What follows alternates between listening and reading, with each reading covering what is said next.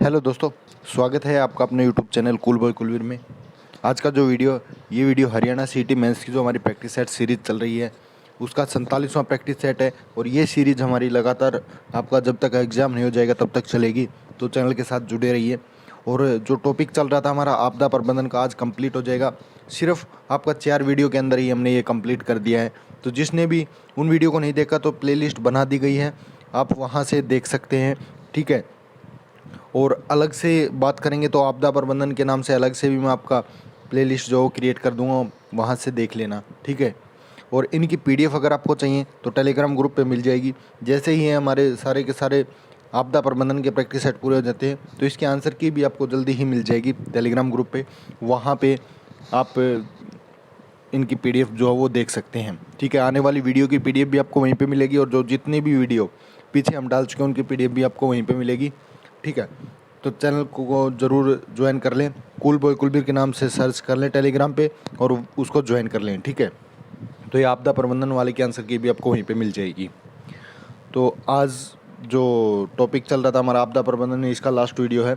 300 question थे, इन्हीं में से आपके जो एग्जाम में क्वेश्चन है वो आने वाले हैं। तो इन क्वेश्चन को अच्छे से कर लेना, वीडियो 1 से 2 बार देख लेना, पीडीएफ देख लेना, खुद से निशान करके देख लेना। ठीक है। तो अच्छे से अपनी तैयारी करके जाएँ, तभी आपका एग्ज़ाम जो आसानी से क्लियर हो पाएगा। हम सिर्फ आपको टॉपिक बता सकते हैं, करवा सकते हैं, लेकिन तैयारी तो आपको खुद को करनी पड़ेगी। तो आप अपनी तैयारी जो अच्छे से कर लें। पीडीएफ आपको अवेलेबल करा रहे हैं, वीडियो आपको अवेलेबल करा रहे हैं। ठीक है। तो चैनल के साथ जो नया जुड़ा है वो चैनल को सब्सक्राइब जरूर करें, क्योंकि यहाँ पे हर एक वो वीडियो आपके लिए जो फ़ायदेमंद होता है वो लेके आते हैं। तो वीडियो को शेयर भी क्या करें और कमेंट करके भी बताएं कैसा लगा। ठीक है। तो अब ये प्रैक्टिस सेट जो हम शुरू करते हैं, आज ये लास्ट है, इसमें हमारा टॉपिक जो है वो क्लियर हो जाएगा। ठीक है। पहला क्वेश्चन देखिए, एक चरम प्राकृतिक घटना जो आपदा पैदा करने में सक्षम है, जिसे जीवन की हानि या संपत्ति को नुकसान होता है, उसको किसके रूप में जाना जाता है? किसके रूप में जानते हैं? तो ये जानते हैं प्राकृतिक खतरे के रूप में। ठीक है। ए ऑप्शन हो जाएगा। उसके बाद है, प्राकृतिक प्रक्रियाओं और साइट स्थितियों के विश्लेषण के आधार पर किसी विशिष्ट स्थान पर दिए गए तीव्रता के प्राकृतिक खतरे की घटना की संभावना की पहचान करने की प्रक्रिया को क्या कहेंगे? तो कैसे पहचान करेंगे? जोखिम आकलन से। ठीक है। बी ऑप्शन हो जाएगा, जोखिम आकलन। बाढ़ का प्रकार और मात्रा कई कारकों से प्रभावित होता है, जैसे किस किस से होता है? देखिए, जलवायु विज्ञान से भी होता है, जल संबंधी और पर्यावरणीय स्थिति से भी होता है, बाढ़ के मैदान के स्थानीय भूआकृति विज्ञान से भी होता है। तो डी हो जाएगा, और उपरोक्त सभी। ठीक है। भारत में जो राष्ट्रीय बाढ़ आयोग है, इसकी स्थापना कब की गई थी? तो इसकी जो स्थापना हुई थी दोस्तों, ये 1980 में हुई थी। कब हुई थी? 1980 के अंदर। भूकंप है, भूकंप क्या है? तो भूकंप आपको बताया था। देखिए, जमीन का अचानक हिलना या कंपन होना, पृथ्वी की परत में गड़बड़ी, दोनों ही हैं। तो सी ऑप्शन हो जाएगा, ए और बी दोनों। भूकंप के दौरान भारी मात्रा में ऊर्जा भूकंपीय तरंगों के रूप में विमुक्त होती है, जो कहलाती हैं, जो क्या करती हैं? तो ये देखिए, प्राथमिक या दबाव तरंग, माध्यमिक या अनुप्रस्थ तरंग, लंबी तरंग या सतही तरंग। तो पीएसएल, तीनों ही प्रकार की तरंगें जो हैं वो इसमें उत्पन्न होती हैं। तो डी ऑप्शन हो जाएगा, उपरोक्त सभी। वह कौन सा बिंदु या स्थान है जो भूकंपीय तरंगों को सबसे पहले रिकॉर्ड करता है? तो ये पहले भी बता चुके हैं हम। कौन सा है? एक तो अधिकेंद्र से। ठीक है। जो अधिकेंद्र होता है वहीं से जो भूकंपीय तरंगें हैं वो निकलती हैं आपकी। भूकंप के दौरान भूकंपीय तरंगों को रिकॉर्ड किया जाता है और एक उपकरण की मदद से अध्ययन किया जाता है। तो ये हो जाएगा सिस्मोग्राफ। ठीक है। काफ़ी बार बता चुके हैं इसको। भूकंप द्वारा विमुक्त की गई ऊर्जा का परिमाण आमतौर पर रिएक्टर पैमाने पर मापा जाता है, जो कि किसके बीच होता है? तो रिएक्टर पैमाने में जो माप होता है वो 0 से 9 होता है दोस्तों। ठीक है। 0 से 9 के बीच में उसको मापा जाता है। कभी कुछ ऐसे संकेत होते हैं जो बताते हैं कि शायद भूकंप आएगा। ऐसे संकेत कहलाते हैं, तो क्या कहलाते हैं वो? अग्रदूत। ठीक है। बी ऑप्शन हो जाएगा, अग्रदूत। भूकंप जैसे आपदाओं को कम करने के लिए विशेष ध्यान देने की सुरक्षा के लिए भी दिया जाता है। क्या दिया जाता है? ये दिया जाता है, देखिए, विरासती इमारतें, सांस्कृतिक और ऐतिहासिक महत्व की इमारतें, वैज्ञानिक और प्रौद्योगिक प्रयोगशालाएं। और दोस्तों, किसी क्वेश्चन में अगर आपको डाउट लगता है तो आप कमेंट करके ज़रूर बताएं। अगले वीडियो में उस क्वेश्चन को दोबारा से करवा दिया जाएगा अगर कोई डाउट होता है तो। ठीक है। उसके बाद है, भारत के भूकंपीय क्षेत्र मानचित्र में किस क्षेत्र को सबसे अधिक भेदता क्षेत्र माना गया है? किसको माना गया है? ये माना गया है जोन 5 को। ठीक है। बी ऑप्शन हो जाएगा। ज्वालामुखियों से अचानक गर्म पदार्थों जैसे लावा, राख, गैस आदि का निकलना कहलाता है। क्या कहलाता है? ये कहलाता है ज्वालामुखी प्रस्फुटन। ठीक है। किस ज्वालामुखी बेल्ट को आमतौर पर रिंग ऑफ फायर कहा जाता है? रिंग ऑफ फायर के नाम से जाना जाता है जो प्रशांत बेल्ट है, सरकम प्रशांत बेल्ट को। ठीक है। लातूर में भूकंप कब आया था? लातूर में आपका भूकंप आया था 30 सितंबर 1993 को दोस्तों। ठीक है। भुज में कब भूकंप आया? भुज में, तो भुज में आया था आपका 26 जनवरी 2001 में। ठीक है, 26 जनवरी 2001 में। सुनामी को इस नाम से भी जाना जाता है। सुनामी को किस नाम से जानते हैं? भूकंपीय समुद्री लहरें। ठीक है। उसके बाद जब किसी नदी का जल स्तर 10 मीटर तक पहुंच जाता है तो इसका अर्थ है कि 10 मीटर तक अगर पहुंच जाता है तो क्या है? जल स्तर औसत समुद्र तल से 10 मीटर ऊपर है या मनमाना शून्य स्तर है, तो सी ऑप्शन हो जाएगा। ठीक है दोस्तों। उसके बाद है बाढ़ का आकार किसके द्वारा मापा जाता है? ये क्वेश्चन पहले भी आया है, दोबारा से रिपीट हुआ है। तो देखिए, जलमार्ग या नदी के प्रवाह की दर, जलमार्ग या नदी में पानी का स्तर, एक नदी के जिंक स्टेशन, तो डी हो जाएगा उपरोक्त सभी। नदी की ऊंचाई की जानकारी के आधार पर बाढ़ के दौरान कौन से क्षेत्र जलमग्न हो जाएंगे, इसका अनुमान लगाने के लिए निम्नलिखित में से किसका उपयोग किया जाता है? तो ये किया जाता है आपका बाढ़ के नक्शे और बाढ़ के मैदान हाइड्रोलिक मॉडल का। ठीक है।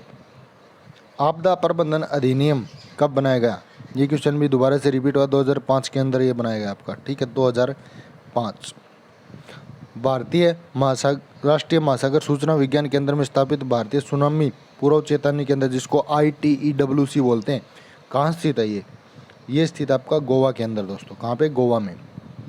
सबसे बड़े सक्रिय ज्वालामुखी का नाम बताइए जो सक्रिय है, तो ये है हवाई में मोना लाओ। ठीक है, ए ऑप्शन हो जाएगा। आपदा प्रबंधन योजना के 3 चरण कौन से हैं? तो ये हो जाएंगे तैयारी, प्रतिक्रिया और बहाली। ये क्वेश्चन दोबारा से रिपीट हुआ, डी ऑप्शन हो जाएगा। IPCC, इसका पूर्ण रूप क्या हो जाएगा IPCC का?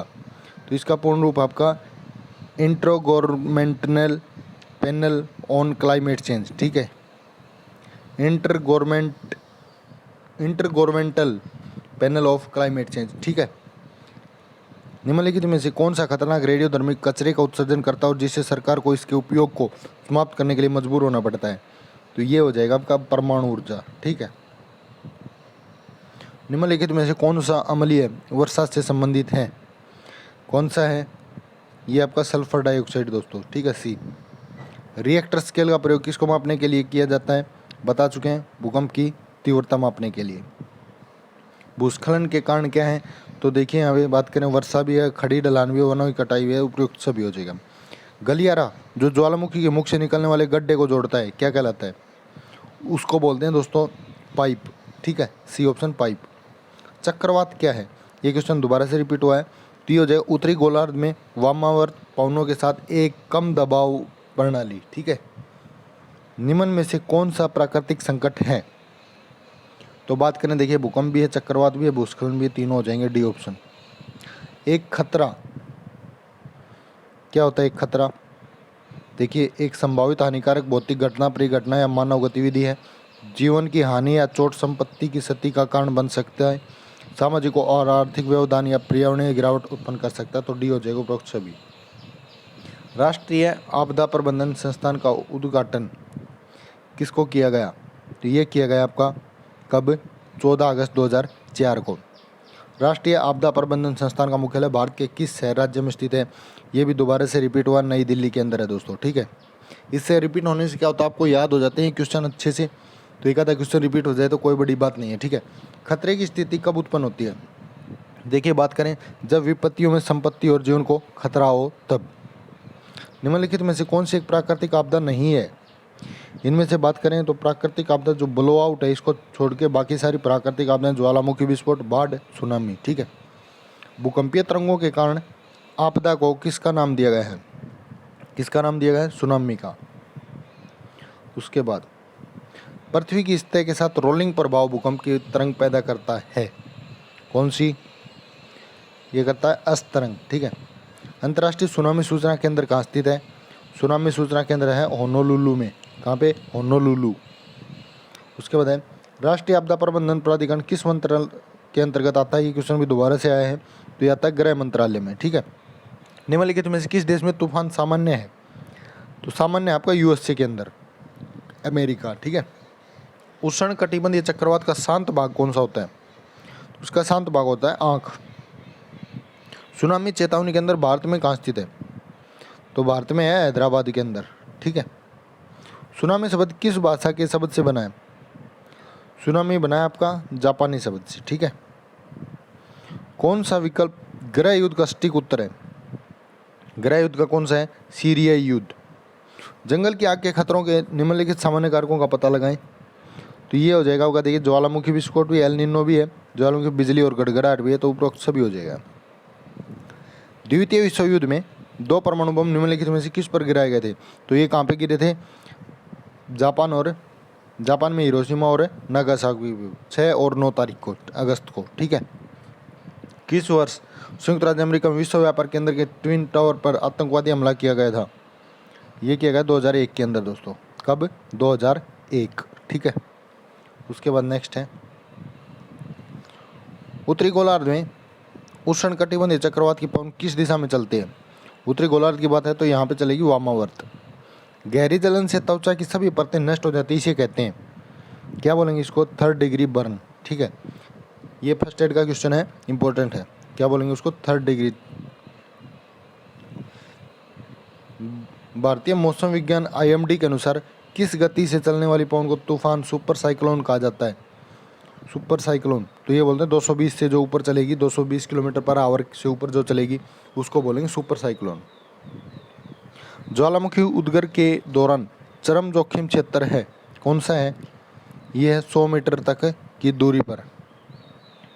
ज्वालामुखी कीचड़ का प्रवाह कहलाता है, क्या कहलाएगा? लाहर्स, ठीक है। बी ऑप्शन हो जाएगा।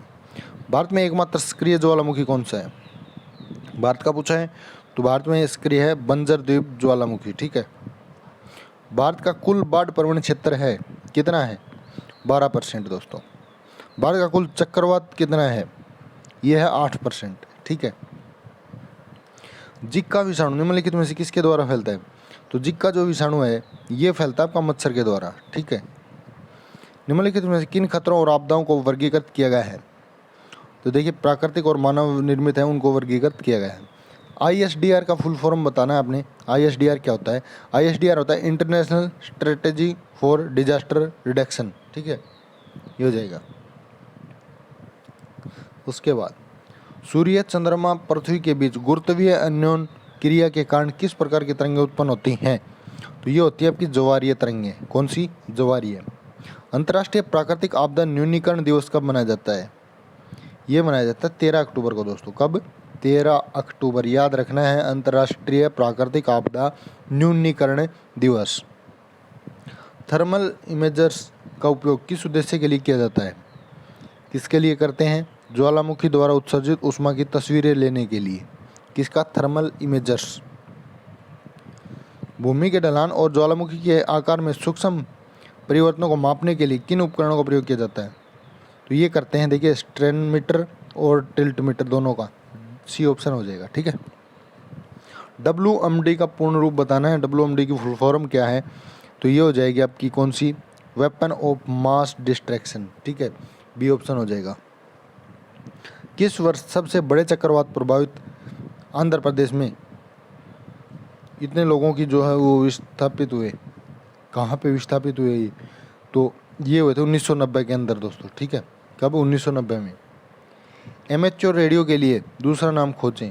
एमेच्योर जो रेडियो है उसका दूसरा नाम है आपका हैम रेडियो। कौन सा? हैम, ठीक है, हैम रेडियो।